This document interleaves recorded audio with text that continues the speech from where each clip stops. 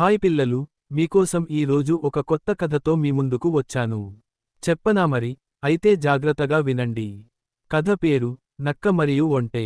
ఒకప్పుడు ఒక నది దగ్గర నక్క మరియు ఒంటె ఇద్దరూ స్నేహితులుగా ఉండేవారు.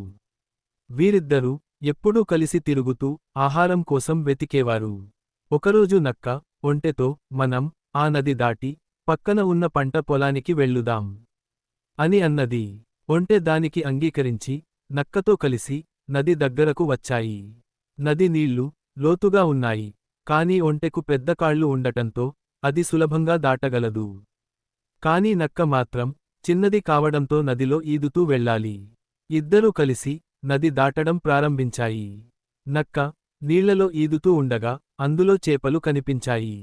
ఆ చేపలను చూసి నక్కకు ఆశ కలిగింది. వెంటనే అది చేపలను పట్టి తినసాగింది. ఒంటె మాత్రం ఎలాంటి ఆహారం తినకుండా నిశ్శబ్దంగా ముందుకు సాగింది. ఈలోపు దగ్గరలోని గ్రామస్థులు నది వద్దకు వచ్చారు. వారు నక్క నీళ్లలో చేపలు తింటున్నదాన్ని చూశారు. అప్పుడు గ్రామస్థులు కోపంగా కర్రలు పట్టుకుని వచ్చి నక్కపై దాడి చేశారు.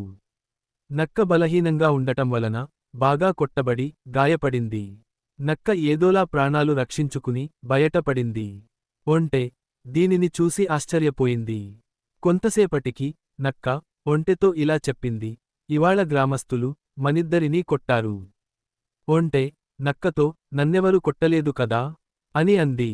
అప్పుడు నక్క మోసపూరితంగా సమాధానమిచ్చింది, మనిద్దరం కలిసే ప్రతీకారం తీర్చుకోవాలి. అప్పుడు ఒంటె నక్క మాయమాటలు నమ్మింది. ఇద్దరూ తిరిగి నది దాటడానికి బయలుదేరారు. ఒంటె నదిలో నడుస్తూ మధ్యలో కొంత అలసట అనిపించింది. అది నది మధ్యలోనే కూర్చుని విశ్రాంతి తీసుకోవాలని అనుకుంది.